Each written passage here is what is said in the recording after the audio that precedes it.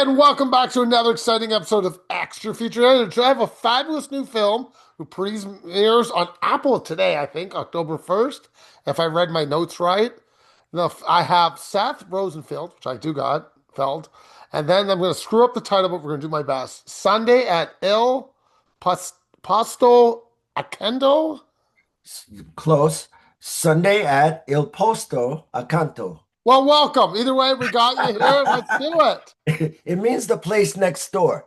That's what Oh, it actually translates. It's that's the place next awesome. I door. love Yeah, it. yeah, yeah, yeah. Yeah, yeah. So I want to start. I mean, you spend most of your time at this location. You do spend a couple times at other locations, but we'll get. Sure. But let's start with this location. Yeah. Yeah, yeah, yeah. What came first, your brainchild of the script or the location? No, I used to live around the corner. It's an actual restaurant. Well, I know that it looks. Yeah. So I used to live around the corner in the East Village, and I befriended the owners, Beatrice and Julio. This is going back to about 1995. So that's how long I've known them. And then I had moved to LA. I was doing a bunch of stuff out there, and I came back right after the pandemic to make a film. In pre-production, as often happens, this film fell completely apart. But I was here in New York, and I get a text from Julio, and he says, "Why don't you come to the restaurant today?" I was like, "I don't know, I'm not in the mood." Come on, come down. So I go down to the restaurant, and it was one of those fantastic New York afternoons into evenings where lots of people that showed up, lots of stuff happened, some of which I cannot, I've promised it's one of those what happens in Vegas stays in Vegas kind of days. Fair enough. And I woke up the next morning slightly hungover, but also thinking maybe I'm supposed to make a movie in the restaurant. So the way sometimes the way my process works is like, well, if I'm supposed to make a movie there, what would the scenes be? And I Right. just writing out on index cards ideas for the scenes. I leave it alone. I go back, come back the next day. I'm doing 4 days in, I have 70 scenes. And I call my producer and I say, I think there's a movie here. Why don't you come over and I'm going to tell it to you? And I had all the cards on the wall, and I walked him through it. I said, "Well, am I crazy?" He said, "No, no, no, let's do it." So I enlisted my friend Danny Hawk, who's also friendly with Julio and Beatrice, and he and I are old friends, and we've worked together quite a bit. And then we together called Victor Asuk, who's also a friend of ours, who was in California. That's my dogs. Um, and uh, and they were all in. This is before and now I was like, I got to write the script. So I wrote the script fairly quickly. And within a month, we were in production. We only had money to shoot for 6 days. So we had three cameras going all the time. We had a drone, which you're not supposed to have in New York. And uh, we managed to pull off the feat of making a feature film in 6 days. Okay, so much to do. Okay, I was going to get to the drone later, so let's start the drone first. You definitely have a drone shot. It's very evident to me. I really liked your drone operator. Yeah, Whoever it yeah, was looked like did a great shot from it. Like yeah. I think some people got to understand you can't understand New York unless you've been to New York. That's right. And I Yeah. will totally say this movie feels like a New York movie to me. It's about as New York as it can get because it So was that drone shot, were they yeah. running a race? They were right. Yeah, they were running. Yeah, they were running with the drone. Yeah, yeah, yeah, Okay. So yeah, you yeah, knew they knew the drone was there? yeah, yeah, yeah, yeah, yeah, yeah. Yeah, Okay. the whole thing was sort of staged. I mean, Okay, I was wondering that. yeah, it may not have looked that way, but it was. Yeah, It yeah. looks great, though. A great shot. Now let's go Thank you. into that. Thank I you. really feel your film for people that have never been to New York or I mean just watch Hollywood films in New York. Sure, sure. After finishing this, will get New York. 100%. It's an insider's view because everybody involved in the making of, in the crew were mainly native New Yorkers. So Hear the accent. yeah, and it's probably the similar as Toronto. Like if you're shooting a film in Toronto and you're born and raised there, you're going to notice details about Toronto that an outsider might not notice because you're just so steeped in it. And so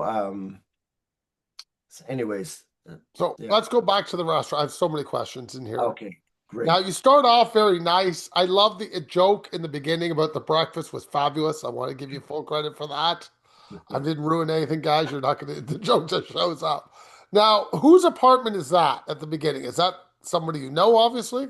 Or is that Those are that's Julio and Beatrice's actual apartment. right, but they're not in the film. Those two people are not Yeah, them. they are in the film. They're the people you see in the very beginning. That's Oh, that actually is them. Those are the real that's them. people. Yeah, those are the real Yeah. owners of the restaurant, by the way. They've never acted before in their life. Okay. Yeah, about half the people in the movie have never acted before. But Uh, for this film, I don't think you're looking for real actors, though. I'm looking for a feeling from this film. yes. Yeah, So yeah. those are the real people. Okay. Because they Yeah. feel really real to me, like real New Yorkers. Well, and this, without spoiling anything, the scenario that you're talking about in the very beginning is something that really happened with that real actor, by the way, because he No used to stay way. with them. No, 100%. That's funny. So anyways, yeah, So yeah. let's discuss. Okay, we're going to jump around a bit. So that's fine. Yep. The UPS story has to be real. I really Oh, thought that yes. was a real story. Yes. So Danny Hawk, who plays Danny in the movie, is known best as a solo performer. In fact, he's in that world of solo performers, he's world famous. Like he's performed everywhere. And so when we were making this film with Danny, I started to talk to him because he was having a lot of the same issues that his character is having post-COVID. We shot this movie in 2021, coming right out of COVID. So and he's a great monologuist. So I encouraged him to write two monologues for the film Ah, and about things that had actually about his experiences. So yeah, those are mine from real life. Yeah. okay. And the only other one I really wanted to discuss, you have another apartment, a Yes. typical New York apartment to me. Yeah. Whose Yeah. apartment is that? That's Danny's apartment. Okay. Yeah. That's where Danny lives. Yeah. Yeah. I love the fuck yeah sign. Fuck yeah phone was great. That made me laugh. Uh-huh. So when you're peppering your scenes with jokes, I mean, there are more jokes in the film, people. I'm just giving you the ones that I just want to bring up quickly. It doesn't have to make you laugh to put it in, or it just, you're like, I like that. How does that work for you? You know, when I was I mean, there were a couple of lines that I knew were going to get laughs. There were a couple of lines where I laugh out loud, and I'm not sure if it's as funny to the audience as it is to me. Danny has a line about, uh, man, I really don't want to spoil it, Then but don't. yeah, Please yeah, but it don't. takes place in, you'll know because it takes place in his apartment when I know he's the one. feeding Victor. I know the one you're talking about. And It was good. and every time it comes out, I start to laugh, you know. So I'm so there are, you know, lot and these two actually have a lot of they have a good comic chemistry with one another. So I felt that they could deliver those lines, you know. So when you're about casting this, you said you casted a lot of newbies Yes. and people you know. So obviously the people you know got to do the heavy lifting, which they do in the film. But Right. how is it working with new people that have never acted and didn't even know they wanted to act till you made them? You know, I've done it a lot actually. I've done it in other films that are in bigger films and stuff like that where I have given people who haven't acted a chance. And it's tricky because some people are natural and some people have a really hard time being natural. And so I think a lot of times what my job is to actually set the stage, set the tone on the set, make everything feel like they can do no wrong. Like if people have a sense that like it doesn't matter what you say or how you say it, it's going to be okay, we're going to do great, then they're open to taking direction. If they feel like you know, like on the team, you're like their coach in a way. So you're sort of you're sort of going like you're watching, you're going like, huh, okay, that's okay. And but then you have to be able to give them very specific non I have to direct them different than I would direct an actor, right? I'm not talking to them about their intention or about their character. You know what I mean? I'm having to do it in almost like a group way, like you would direct children to walk in a straight line or something like that. You know what I mean? You have to sort of keep it really, really simple for them. And people light up after a while. You can see that they when they relax, they just start to their essence starts to come out, you know, and that's what you're looking for. And you only need it once. You only need to get it that one time. If you can get it that one time, you're good. You know what I mean? Um, I will really say I see that in the one scene that the cook, the owner of the restaurant, is talking to yeah. the family. Yeah. It looks like she's had that conversation Yes. 1,000 times, Yes. but it Yes. still works. If you're a parent, you get the joke Yes. perfectly. And Yeah. it doesn't bug you. Like you could just miss the joke and it wouldn't affect you at all. No. I love the feel of that scene. Yeah. I know what you mean. There's a kind of naturalism to it. You know, when we were shooting a lot of those scenes, it was very difficult editing this film because you have the scenes that are between two actors, and then you have the scenes that are between in the restaurant, and you're Yes. going like, and you're in the editing going like, well, how much is enough, and what is our operating principle in terms of when we would cut away, and what we came up with is we wanted to be with the people. You know, when you're in a restaurant and you're hearing a conversation at the table next to you that's really interesting, Yes. you're paying attention, but you don't want to ignore the people that you're with. No, yes, I totally understand. We wanted each of those scenes to be like an eavesdrop, you know what I mean? And then you move on, you know, and that was how we went about that kind of solved that problem for us, you know? I would say you get that scene with the guy trying to sell his pictures, Yeah. and you keep coming back, and I'm like, Yeah. I want it wasn't you. I'm just like, can we stay with this guy a little bit longer? Because Yes, I yes, need more. And then you yes, came back to him and made me happy. yes. Well, And I that's love that. I was like, thank yes. you. Well, that's what you sort of want people to want a little bit more rather than have too much. You know what I mean? Yes. Yeah, yeah. So speaking of that, who did those artwork, those little drawings, I He call them? did. He did. That's the actual So artist. yes. So Michael, his name is Michael Buscemi, and he's the younger brother of the more famous Steve I was Buscemi. about to ask, is Yeah, he? yeah, yeah, Same yeah, yeah. name. And if you look at him, you can see the resemblance. But he's a terrific actor in his own right, you know. And So yeah. does he really sell his work then?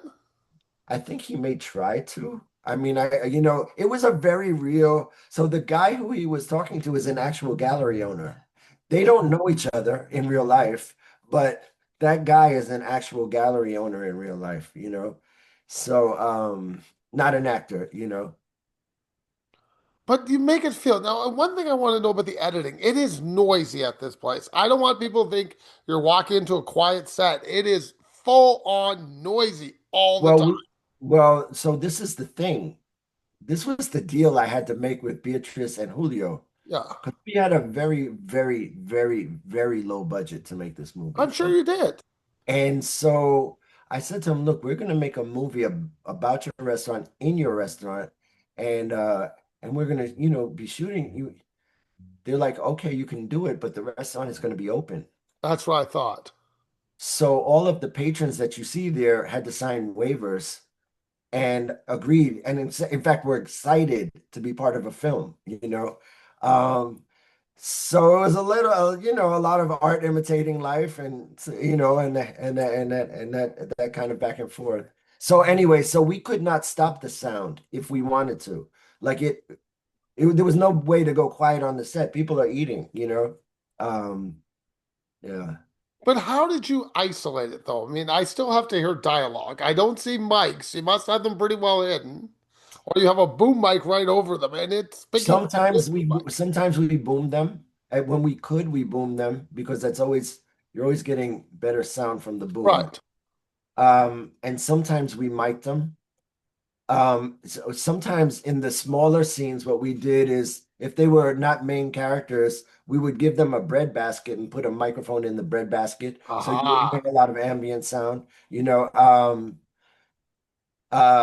And we had three cameras going at all times shooting at different parts of the restaurant. So I had a second unit director who was doing a bunch of stuff while I was, working with the A team. And I'm going to back this up. So you're filming the main two guys or whoever you want to film, and there's another guy filming at the same time. 100%. And what's the He might third be guy doing? Is he filming with you? he might be filming with me because when you're going, so literally we had 50 scenes to shoot in the restaurant in 2 days. Oh my God. And we also had to capture all of the food and all the ambiance and that kind of thing. And so we had a very detailed plan going in. We were in like a war room going like, how do we actually accomplish this? Is this Yeah, possible? If anybody, and by the way, we were just, we had COVID protocols. We were just coming out of COVID. We had a COVID guy on set with us. People were having to be masked up.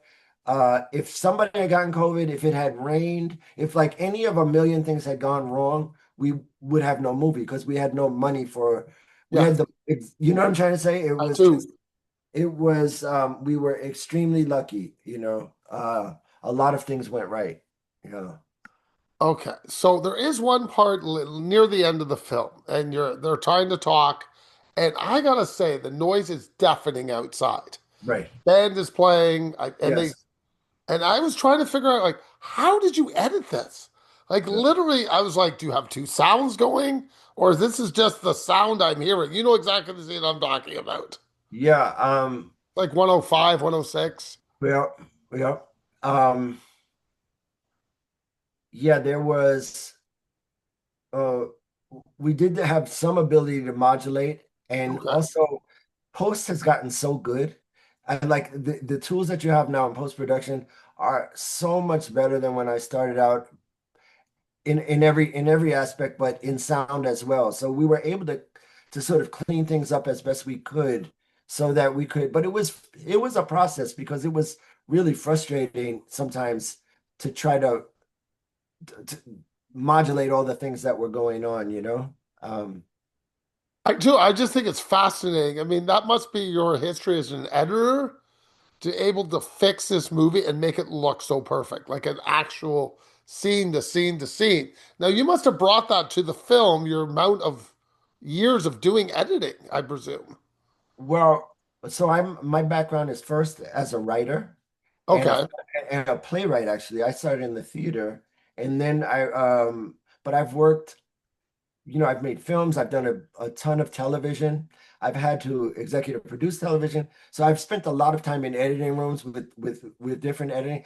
But I also think that editing is something either you have a knack for it or you don't. And I've always really enjoyed it. Like it's one of my favorite parts of the process. And so I'm relentless. I just don't give up. Like I just keep going until we get it, um, and so, but anyway, also thank you. Thank you Oh for no, saying. I love that. I want to go back to the writing now. Yeah, We yeah. haven't really developed the writing. It's crisp to me. It Mm, sounds like you've lived your whole life in New York. You said you moved to LA, but I'm like, New York never left you. And I was enjoying it for all the experiences I've had in New York and hearing yeah, conversations. yeah, And I like how you kept it local New York. I really did feel I was back on holidays in New York. yeah, I yeah, yeah, liked the dialogue. I thought it was crisp. I thought it was moving. It was funny when it needed to be funny. It was serious when it needed to be funny. And I just want to say, good job. I'm giving you a full thumbs. I really, really liked it for that. Now, when you had your screening last night, I right. mean, I presume it's full of New Yorkers for the most part. Sure. Yeah. What did they feel about it? Did they feel they were living their lives in their city? I think that people were really moved by it. It's interesting because one of the reasons we finished this film in 2022, one of the reasons we held on to it was that there was this feeling like it was too soon. Like it was too soon after COVID to kind of put this out because nobody wanted to sort of watch that. Not that the film is not a downer, it's funny and it's poignant and it's pretty joyful, but it is that it does reflect back to that experience that we all had. And but putting it out in 2025, people now are looking back and kind of remembering what everybody's experienced. So we had a very lively discussion last night afterwards where people really resonated, not necessarily with the New York of it all, because it was mostly New Yorkers, so they Well, wouldn't, that's what I was yeah, wondering.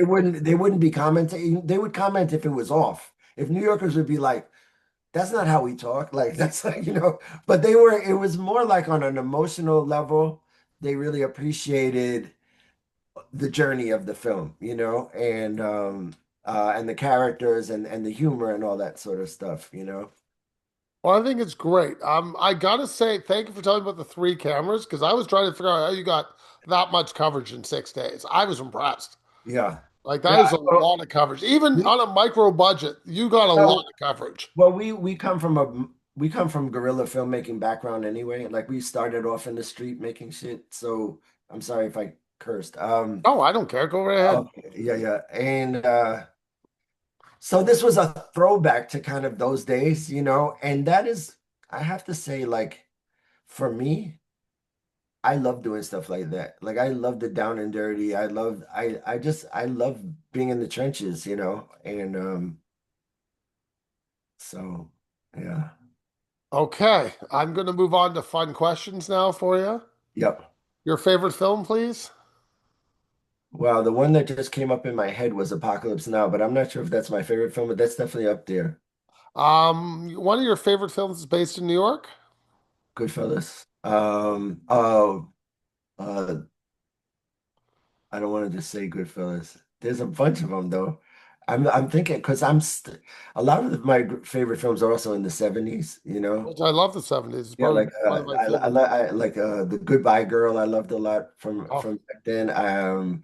There is a bunch of Woody Allen's films um that that I love very very much. And I'm thinking about Crimes and Misdemeanors. great film. Great film. Yeah, yeah. One film you recommend people because they've never heard of it. Oh, a film called Marvin and Tage.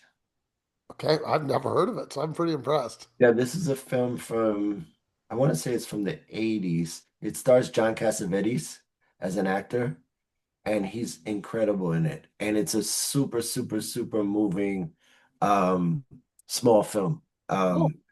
Yeah, So just to go over a couple things, your film premieres today on Apple Plus, so everybody that's should be able right. to find it, no problem. No problem. Are your other films on Apple Plus too, or you have another No, place? I have other films on Amazon. You can find A Brother's Kiss and King of the Jungle are other films I made that are on Amazon. Um, and then I have TV stuff that I've done, like The Get Down is on Netflix, and How to Make It in America is on HBO. And yeah, stuff like that. You're awesome. Thank you for your time and have a great evening. Thank you so much. I really appreciate it.